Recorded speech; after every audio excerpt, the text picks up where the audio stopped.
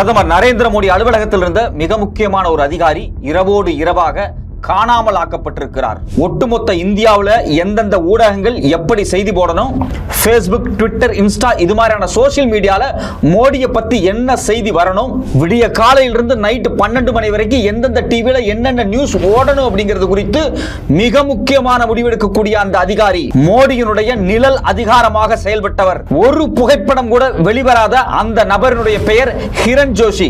அந்த ஹிரண் ஜோஷி இப்ப காணாமல் ஆக்கப்பட்டிருக்கிறார். மோடிக்கு பின்னாடி மோடியினுடைய மூளையாக நிழல் அதிகாரமாக செயல்பட்ட அவர் காணாமல் ஆக்கப்பட்டதுக்கு பிறகு பிரதமர் அலுவலகத்தில் இருக்கக்கூடிய அடுத்தடுத்த IAS அதிகாரிகள் ரிசைன் பண்ணியிருக்கிறாங்க. இதை எல்லாத்தையும் தொடர்ந்து மோடி குறித்து வட இந்திய ஊடகங்களில் மிக காட்டமான விமர்சனமான செய்தி கடந்த ஒரு வாரமாக வந்து கொண்டிருக்கிறது. யார் இந்த ஹிரண் ஜோஷி? இவருக்கும் மோடிக்கும் என்ன தொடர்பு? இவர் காணாமல் ஆக்கப்பட்டதற்கு பிறகு வட இந்தியாவில் இருக்கக்கூடிய மீடியாக்கள் மோடிக்கு எதிராக பேசுகிறார்கள். ஒட்டுமொத்தமாக இதற்கு பின்னாடி என்ன அரசியல் ஒளிந்து கொண்டிருக்கிறது என்பது குறித்து இந்த ஒயர் பத்திரிகை விரிவாக ஒரு கட்டுரை எழுதியிருக்கிறார்கள். அதேபோல் நியூஸ் லாண்ட்ரி பத்திரிகையும் மிக விரிவாக ஒரு கட்டுரை எழுதியிருக்கிறார்கள். அந்த கட்டுரைகளை படித்து பார்க்கும்போது மிக அதிர்ச்சிகரமான பல செய்திகள் இருக்கிறது. நீங்களும் நானும் பார்த்துக் கொண்டிருக்கக்கூடிய அனைத்து செய்திகளும் கடந்த 10 ஆண்டுகளாக எப்படி இந்த ஹிரண் ஜோஷியால் கட்டி அமைக்கப்பட்டிருக்கிறது என்பது குறித்தான பல ஆதாரங்கள் வெளிவந்திருக்கு. வணக்கம், இது மெட்ராஸ் ரிவ்யூ. நான் உங்கள் சத்யராஜ். ரொம்ப அதிர்ச்சியான 2 கட்டுரைகள் வந்திருக்கு. ஒன்னு ஒயர் பத்திரிகையில வந்திருக்கு, இன்னொன்னு பாத்தீங்க அப்படின்னா நியூஸ் லாண்ட்ரி அப்படிங்கக்கூடிய பத்திரிகையில வந்திருக்கு. 2 பேருமே பெரும்பாலும் பாத்தீங்கன்னா ஒரு புலனாய்வு செய்திகளை தான் எழுதுவாங்க, முக்கியமான கட்டுரைகளை தான் எழுதுவாங்க. Modi once invisible man, Hiren Joshi's rise and retreat அப்படிங்கக்கூடிய கட்டுரை. இதை எழுதுது யாருன்னு பாத்தீங்கன்னா ஸ்ரீ சாஸ்தி ஜஸ்வால் அப்படிங்கக்கூடிய ஒரு இண்டிபெண்டன்ட் ஜேர்னலிஸ்ட். அதே போல நியூஸ் லாண்ட்ரியில் வந்த கட்டுரையினுடைய தலைப்பு என்னன்னு பாத்தீங்கன்னா ஹூ மூவ்ட் மை ஹிரண் பாய் அப்படிங்கிறதா. இது முழுக்க முழுக்க முழுக்க எதை பத்தி அப்படின்னா பிரதமர் அலுவலகத்தில் இருந்த ஹிரண் ஜோஷி அப்படிங்கக்கூடிய ஒரு முக்கியமான அதிகாரியை பத்தி தான். பிரதமர் மோடிக்கும் இவருக்குமான நெருக்கம் எப்படி தொடருது அப்படின்னா, பிரதமர் மோடி குஜராத்தில் வந்து சீஃப் மினிஸ்டர் ஆனதுக்கு பிறகு ஒரு கல்லூரி நிகழ்ச்சிக்கு போறாரு. அங்க சில டிஜிட்டல் டெக்னிக்கல் ஃபால்ட் நடக்குது. உடனே இவர் பேராசிரியரா இருக்காரு. யார்? இந்த ஹிரண் ஜோஷி அப்படிங்கிற ஒரு பேராசிரியரா இருக்காரு. அவர் வந்து இன்ஜினியரிங் முடிச்சவர். அவர் திடீர்னு போய் அந்த பிரச்சனையை சால்வ் பண்ணக்கூடிய அந்த மெத்தடை பார்த்துட்டு மோடிக்கு ரொம்ப பிடிச்சு போயிருது. யாருவன் ரொம்ப ஸ்மார்ட்டா இருக்கான், இவனை நம்ம ஆபீஸ்ல சேர்த்துக்குவோம் அப்படின்னு சொல்லி இவரை உடனே அன்னைக்கு சிஎம் ஆபீஸுக்குள்ள கொண்டு வந்துறாரு. அதாவது மோடி அவர்கள் பிரதமர் ஆவறதுக்கு முன்னாடி குஜராத்ல சிஎம் ஆக இருக்கும்போது இந்த குஜராத் மாடல் ஒன்று சொன்னாங்க இல்லையா, அந்த குஜராத் மாடலுடைய மையமே இவர்தான். என்ன பண்றாங்க அப்படின்னா ஒட்டுமொத்தமாக குஜராத் மீடியாக்களா இருக்கட்டும், இல்ல பாஜகவுக்கு ஆதரவாக ஒரு மீடியாவையே செட் பண்ணி முழுக்க முழுக்க மோடியை பத்தி பயங்கர பாப்புலரான நியூஸை வந்து வர வச்சுட்டே இருந்திருக்காங்க. பிரிண்ட் மீடியாவிலையும் அதே போல சேட்டலைட் சேனல்லையும். அதுக்கு பிறகுதான் சோசியல் மீடியாக்கெல்லாம் வருது. சோசியல் மீடியா வந்த உடனேயே இவங்க எல்லாரும் அப்படியே சோசியல் மீடியாவுக்கும் தாவி ஒட்டுமொத்தமாக இந்த ஹிரண் ஜோஷி இந்தியாவின் அடுத்த பிரதமராக குஜராத் முதலமைச்சராக இருக்கக்கூடிய நரேந்திர மோடி தான் வரணும் அப்படிங்கிற செட்டப் இருக்கு பாத்தீங்களா, உளவியல் இருக்கு பாத்தீங்களா, ஒரு ஈகோ சிஸ்டம். அதை முழுக்க முழுக்க டிஜிட்டல்ல கட்டி எழுப்புனது இந்த ஹிரண் ஜோஷி அப்படிங்கக்கூடிய ஒரே ஒரு நபர் தான். அப்ப மோடியாகவே ஆனதுக்கு காரணம் முழுக்க முழுக்க இவர் தான். இவருடைய போட்டோ எப்படி போடணும், எந்த ஆங்கிள் இருந்து படம் எடுக்கப்படணும், எந்த ஆங்கிள் இருந்து எடுத்த படத்தை எந்த பத்திரிகையில வரணும், இவரை எதிர்த்து யாராவது கேள்வி கேட்கணும்னா என்ன கேள்வி கேட்கணும், எப்படி ஒரு பிரஸ் மீட் செட் பண்ணணும். குறிப்பாக சாயங்காலத்தில் நடக்கக்கூடிய டிபேட் இருக்கு பாத்தீங்களா, பல செய்தி சேனல்ல வந்து மோடிக்கு ஆதரவாகவும் மோடிக்கு எதிராகவும் பேசுவாங்க இல்லையா, அந்த டிபேட்டை ஒட்டுமொத்தமா தன் கட்டுப்பாட்டுக்குள்ள கொண்டு வந்து மோடிக்கு எதிரே இல்லாம முழுக்க முழுக்க மோடிக்கு ஆதரவாக எப்படி டிபேட்ஸ் நடத்துறது.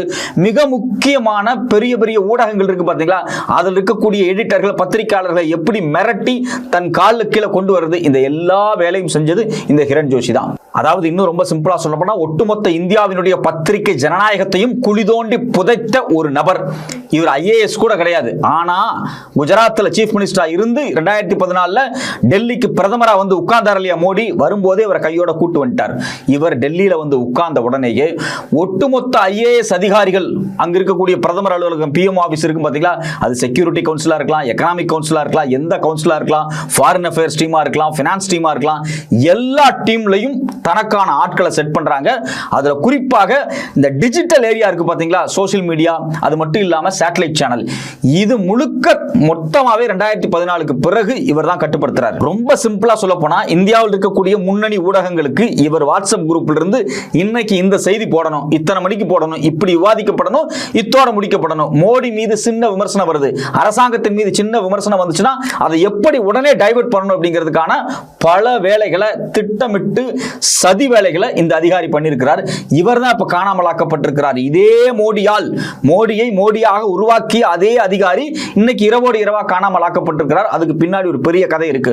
இதுல ரொம்ப சிம்பிளான ஒரு விஷயத்தை சொல்றேன். என்னன்னா, கொரோனா காலகட்டத்தில் இந்தியா முழுக்க ஒரு செய்தி பரவுச்சு. டெல்லியில தப்லீக் ஜமாத்துல ஒரு கூட்டம் நடந்துச்சு, இஸ்லாமியர்கள் வந்து ஒரு கூட்டம் வச்சாங்க. அங்க கொரோனா வந்து பரப்பப்பட்டு கொரோனா ஜிகாத்தாக இந்தியா முழுக்க கொரோனாவை கொண்டு சேர்த்தது முஸ்லிம்கள் தான் அப்படின்னு கிட்டத்தட்ட 2 மாசம் முஸ்லிம் மக்கள் மீது வெறுப்பை கக்குனாங்க. அந்த நேரத்தில் லட்சக்கணக்கான இந்தியர்கள் கொரோனாவில் செத்து விழுந்துகிட்டே இருந்தாங்க. அந்த செய்தியை மடமாத்துறதுக்காக இந்தியாவில் இருக்கக்கூடிய குறிப்பாக வட இந்திய ஆங்கில ஊடகங்கள், இந்தி ஊடகங்களை எப்படியெல்லாம் டைவர்ட் பண்ணாங்க, அதுக்கு பின்னாடி என்னென்னலாம் நடந்துச்சு, அதுக்கு முழு பொறுப்பான ஆள் இந்த கிரண் ஜோஷி தான். மோடி அரசாங்கத்துக்கு எதிராக எதுவுமே நடந்துடக்கூடாது அப்படிங்கறதுக்காக இஸ்லாமிய வெறுப்பை கட்டி உருவாக்கியவர் இவர் தான். இதே போலதான் பல முக்கியமான செய்திகள், குறிப்பா பாத்தீங்கன்னா 2014க்கு பிறகு இவருடைய செல்வாக்கு குறைஞ்சிருக்கு அப்படிங்கிறாங்க மோடி கிட்ட. அதுக்கு முக்கிய காரணம் என்ன அப்படின்னா இந்த பஹல்காம் தாக்குதல் தான். அதாவது பஹல்காம் தாக்குதலுக்கு எதிராக ஆபரேஷன் சிந்தூரை மோடி நடத்தினார் இல்லையா, அதுக்கு பிறகு அமெரிக்க அதிபர் ட்ரம்ப் அவர்கள் பாகிஸ்தானும் இந்தியாவும் சண்டை போட்டப்ப அந்த பேச்சுவார்த்தையை முடிச்சது நான் மிரட்டினேன், நான் இல்லைன்னா வரி போட்டுருவேன் மிரட்டினதுனால தான் இவங்க 2 பேரும் விட்டாங்க அப்படின்னு ஒரு கதையை சொன்னார் இல்லையா. அதுக்கு பிறகு மோடியினுடைய இமேஜ் சோசியல் மீடியால மிகப்பெரிய சரிவு, குறிப்பாக டயஸ்போரால. ஏன்னா அது வரைக்கும் பாத்தீங்கன்னா அவர் ஒரு விஸ்வகுரு, உலகத்தையே அவர் கட்டுப்படுத்துறாரு, இஸ்ரேல் வார நிறுத்திடுவாரு, அது மட்டும் இல்லாம ரஷ்யாவுக்கு உக்ரைனுக்கு நடக்கூடிய யுத்தத்தை அவர் தான் நிறுத்த போறாரு, உலகத்துல எந்த பிரச்சனையா இருந்தாலும் தீர்க்க போறாரு, சைனாவை அலற விட்டுட்டாரு, இலங்கையை அலற விட்டுட்டாரு, பாகிஸ்தான் கதற விட்டுட்டாரு, பங்களாதேஷ் ஒழிச்சிட்டாரு. இது மாதிரி பல செய்திகளை வந்து வட இந்தியால ஹிந்தியில போட்டுக்கிட்டே இருந்தாங்க, ஆங்கிலத்திலையும் போட்டுக்கிட்டு இருந்தாங்க. தென்னிந்தியாவில் கூட ரொம்ப ரொம்ப ரொம்ப குறைவு தான். ஆனா வட இந்தியாவில் இருக்கக்கூடிய இந்தி பெல்ட்ல ஒட்டுமொத்தமாக இவர் உலகத்திலேயே பெரிய தலைவர் அப்படின்னு சொல்லி அந்த மக்களை முழுக்க முழுக்க வந்து ஒரு மூளைச்சலவை செய்யற மாதிரி ஊடகத்தை பயன்படுத்தினது எல்லாமே இந்த கிரண் ஜோஷி தான். சோ அப்போ மோடி அரசாங்கத்தின் மீது ஏதாவது ஒரு விஷயம் வருது அப்படின்னா உடனே இதை கட்டி அமைக்கிறது. சோ அப்ப 2014க்கு பிறகு இந்த ஆபரேஷன் சிந்தூர்ல ட்ரம்ப் அவர்கள் சொன்ன வாசகம் வந்து ஒட்டுமொத்தமாக அந்த விஸ்வகுரு இமேஜையே மொத்தமா உடைச்சு சுக்குநூறா தூக்கி எறிஞ்சிருச்சு. மோடி ட்ரம்புக்கு பயந்து கிடக்கிறாரு, குறிப்பா அமெரிக்காவுக்கும் ரஷ்யாவுக்கும் பயந்து அவங்கள்ட்ட வந்து அடிபணிஞ்சு கிடக்கிறாரு அப்படிங்கிற மாதிரியான இமேஜ் வந்து ஒட்டுமொத்தமா சோசியல் மீடியால அம்பலம் ஆயிடுச்சு. அதுக்கு பிறகு இந்த கிரண் ஜோஷி மேல மிகப்பெரிய நடவடிக்கைகள் எடுத்திருக்காங்க அப்படின்னு சொல்றாங்க. அதுக்கு முன்னாடி இன்னும் பல முக்கியமான செய்திகள் இருக்கு. அது என்ன அப்படின்னா, இந்த கிரண் ஜோஷி யாரு, இவர் எப்படியெல்லாம் டெவலப் ஆனாரு, இவர் உள்ள இருக்கக்கூடிய பிரதமர் அலுவலகத்தை எப்படியெல்லாம் கட்டுப்படுத்தினார் அப்படின்னு தி பிரிண்ட் பத்திரிகை ஒரு கட்டுரை எழுதினாங்க. The Congress puts big question mark on business links of Kiran Joshi most powerful person in the PMO அப்படின்னு போட்டாங்க. அதாவது இந்தியாவில் இருக்கக்கூடிய பிரதமர் அலுவலகத்தில் இருக்கக்கூடிய மோஸ்ட் பவர்ஃபுல் பர்சனை பத்தி தி பிரிண்ட் பத்திரிகை ஒரு கட்டுரை எழுதிச்சு. அந்த கட்டுரையை அவங்களே எடுத்துட்டாங்க, பிரிண்ட் பத்திரிகையே அவங்க வெப்சைட்ல இருந்து எடுத்துட்டாங்க, மிரட்டி எடுக்கப்பட்டிருக்காங்க. தி பிரிண்ட் அப்படிங்கிறது ரொம்ப ரொம்ப ரொம்ப ரொம்ப தைரியமா பல விஷயங்கள் எழுதக்கூடிய ஒரு பத்திரிகை. அந்த பத்திரிகைக்கு இவ்வளவு பெரிய மிரட்டல்கள் வந்திருக்கா அப்படிங்கிற கேள்வி வந்திருக்கு. ரெண்டாவது, இந்த கிரண் ஜோஷி ரிசைன் பண்ணதுக்கு பிறகு அவருக்கு ரொம்ப ரொம்ப ரொம்ப நெருக்கமாக இருந்த இன்னும் 2 முக்கியமான ஐஏஎஸ் அதிகாரிகள், ஒருத்தர் பேர் ஹிதேஷ் ஜெயின், இன்னொன்னு நவ்னீத் செங்கல். இந்த 2 பேருமே வந்து ரிசைன் பண்றாங்க. ஒருத்தர் பாத்தீங்க அப்படின்னா லா கமிஷனோட ஹெட்டா இருந்தவர், இன்னொரு இந்த பிரச்சார் பாரதிக்கு ஒரு ஹெட்டா இருந்தார். அதாவது பிரச்சார் பாரதிக்கு முன்னாடி இருந்த அதிகாரிகள் எல்லாத்தையும் காலி பண்ணிட்டு இந்த பிரச்சார் பாரதி அப்படிங்கிறது பாத்தீங்கன்னா இந்த கவர்மெண்ட் சேனல்ஸ் இருக்கு பாத்தீங்களா, பொதிகை மாதிரியான சேனல்ஸ், டிடின்னு சொல்லுவோம் இல்லையா, இது எல்லாத்தையும் மொத்தமா கண்ட்ரோல் பண்ணக்கூடியது இவங்க தான். அது மட்டும் இல்லாம ரேடியோ கம்யூனிகேஷன்ஸ், மற்ற கம்யூனிகேஷன்ஸ் எல்லாமே, அதாவது அரசாங்கத்தினுடைய விளம்பர நிறுவனங்களை எல்லாவற்றையும் அரசு கேபிள் டிவிகளை கண்ட்ரோல் பண்ணக்கூடிய இந்த நிறுவனத்தினுடைய தலைவராக தன்னுடைய ஃப்ரெண்டு, தனக்கு சப்போர்ட்டான ஒரு ஆளை தான் கொண்டு வந்து கிரண் ஜோஷி உட்கார வைக்கிறார். ஏன்னா அவருக்கு கொடுத்திருக்கக்கூடிய அசைன்மெண்ட் என்ன அப்படின்னா, மோடியினுடைய இமேஜ் மீடியால மிகப்பெரிய பில்டப்பா காமிக்கணும் அப்படிங்கிறதா. சோ அந்த பில்டப்பை வச்சு தான் அவங்க அடுத்தடுத்து வட இந்தியால முழுக்க முழுக்க ஒரு பெரிய பரவலா ஹார்ட் ஹிந்தி ஹோட்லேண்ட்ல தன்னுடைய இமேஜை பில்ட் பண்ணி ஓட்டு வாங்கியிருக்காங்க.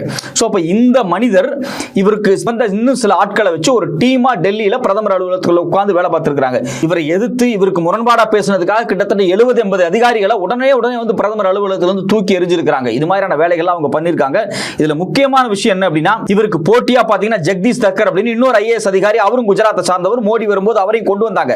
பட் ஆனா அவர் 2018 இறந்துட்டார். அவர் இறந்ததுக்கு பிறகு இவர் ஒரு கற்றற்ற அதிகாரத்துக்கு போயிட்டாரு. இவருக்கு தேவையான ஒரு 2 ஆட்கள், குறிப்பா சொல்ல போனா நிர்வாஷா, யாஷ் ராஜீவ் அப்படின்னு சொல்லிட்டு 2 பேர்த்த கொண்டு வந்து தனக்குள்ள உட்கார வச்சு பிரதமர் அலுவலகத்துக்குள்ள ஒரு மிகப்பெரிய டீம் அவர் வந்து கிரியேட் பண்ணியிருக்காரு. இப்படி டீம் கிரியேட் பண்ணி ஒட்டுமொத்தமாக இந்திய ஊடகங்களையும் கட்டுப்படுத்தியிருக்காரு. நாமெல்லாம் என்ன நினைச்சிருக்கோம், டிவியில் வர நியூஸ் எல்லாம் உண்மை, ஸோ இது உண்மையிலேயே வந்து இந்த திட்டங்கள் வருது, இதை செய்யறாங்க அதை செய்யறாங்க அப்படின்னு நினைச்சிட்டு இருக்கோம். ரெண்டாவது, திடீர்னு ஒரு பதட்டமான செய்தி வந்துச்சு அப்படின்னா அந்த பதட்டமான செய்தியை நம்ம உட்கார்ந்து பார்த்துக்கிட்டு இருக்கோம். ஆனா ஒரு பதட்டமான செய்தி, பிக் பிரேக்கிங் வெரி இம்பார்ட்டன்ட், இது மாதிரியான செய்திகள் வந்துகிட்டு இருக்கு அப்படின்னா பின்னாடி மோடி அரசாங்கம் வேற ஏதோ பண்ணிக்கிட்டு இருக்குன்னு அர்த்தம். ஸோ அப்போ மோடி அரசாங்கத்தினுடைய நம்பிக்கைக்குரிய நபராக இருந்த இந்த கிரண் ஜோஷி காலியாக்கப்பட்டிருக்கிறார். மோடியாலேயே காலியாக்கப்பட்டிருக்கிறாரா, இல்ல யார் இவரை காலி பண்ணது அப்படிங்கிறதா ஒரு மிகப்பெரிய கொஸ்டின் மார்க்கா இருக்கு. ஏன்னா இவர் போனதுக்கு பிறகு மோடியை பத்தி NDTVயே எதிராக நியூஸ் போடுறாங்க. சில வட இந்திய ஊடகங்கள் வந்து நேரடியாக மோடிக்கு எதிராக செய்தி போட ஆரம்பிச்சிருக்காங்க. அப்ப இதெல்லாம் பார்க்கும்போது ஒட்டுமொத்தமாக மோடியை முடித்து விடலாம், இனிமேல் மோடி பிரதமராக இருந்து விடக்கூடாது. இவர் இந்த டிஜிட்டல் ஊடகங்களை வைத்து ஒரு பெரிய பிம்பத்தை கட்டி எழுப்பி கொண்டிருக்கிறார். இந்த டிஜிட்டல் பிம்பங்கள் உடைச்சா மோடி உடைஞ்சிருவார் அப்படின்னு RSS நினைக்குதா அப்படிங்கிற ஒரு கேள்வி வந்திருக்கு. ஏன்னா RSS எப்படியாவது மோடியை தூக்கிட்டு அந்த இடத்துல வேற ஒரு பிரதமரை கொண்டு வந்து வைக்கணும் அப்படின்னு அவங்க ரொம்ப நாளா முயற்சி பண்ணிட்டு இருக்காங்க. குறிப்பாக மகாராஷ்டிராவினுடைய இன்றைய முதலமைச்சராக இருக்கக்கூடிய தேவேந்திர பட்னாவிஸை கொண்டு வந்து, ஏன்னா அவர் வந்து RSS கோர் டீம், அவர் வந்து RSS உருவாக்கிய சித்பவன் பிராமின்ஸ் இருக்காங்க இல்லையா, அந்த சித்பவன் பிராமின் கம்யூனிட்டியிலிருந்து வந்தவர். அவர் வந்து மோகன் பகவத் RSS தலைவருக்கு மிக மிக நெருக்கமானவர். அவர் வந்து ரொம்ப ரொம்ப ரொம்ப ரொம்ப அட்டாச் ஆன ஒரு ஆள். ஸோ அப்ப எப்படியாவது இந்த பட்னாவிஸை கொண்டு வந்து டெல்லியில இந்தியாவினுடைய பிரதமராக உட்கார வச்சுட்டு ஒட்டுமொத்த பாஜகவையும் தன் கட்டுப்பாட்டுக்குள் திரும்பவும் முழுமையாகவே எடுத்துறணும் அப்படின்னு RSS பல நாளா முயற்சி பண்றாங்க. அது முழுமையடையாமே இருந்துச்சு. இதனால தான் பாத்தீங்கன்னா 2014 மோடிக்கு கிரவுண்ட் லெவல்ல ஒர்க் பண்றத RSS தற்காலிகமா நிறுத்துறாங்க.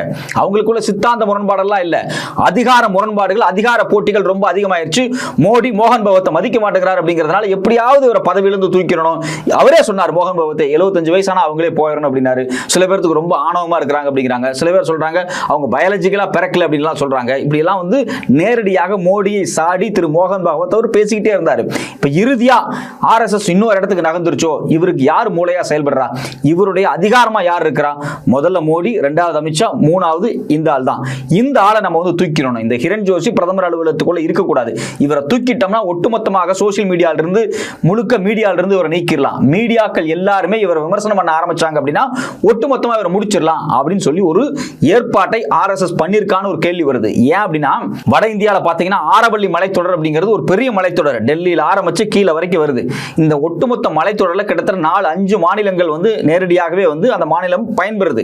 அப்போ இந்த மாநிலத்தில் இருக்கக்கூடிய இந்த ஆரவல்லி மலையில கிட்டத்தட்ட 70,000 இல்லீகல் மைனிங், அதாவது சுரங்கங்கள், 100 மீட்டருக்கு மேல் இருக்கக்கூடிய மலையை வெட்டி எடுக்கலாம்னு உச்சநீதிமன்றம் கொடுத்த தீர்ப்பின் அடிப்படையில் 70,000 மைன்ஸ், 70,000 இடத்துல மலையை வெட்டி நாசம் பண்ணி எடுத்துக்கிட்டு இருக்காங்க.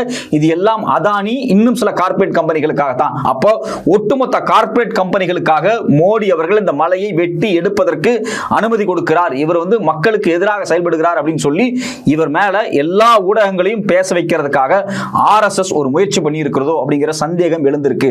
அதனாலதான் இரவோடு இரவாக கிரண் ஜோஷியை RSS தூக்கிருச்சா அப்படிங்கிற பல கேள்விகள் எழுந்திருக்கு. இதுவரைக்கும் பிரதமர் அலுவலகத்திலிருந்து இது குறித்து எந்த விவரமும் வெளிவரவே இல்லை. இவர் காணாமல் ஆக்கப்பட்டிருக்கிறார், இல்ல திரும்பவும் கொண்டு வரப்பட்டிருக்கார் அப்படின்னு சொல்றாங்க.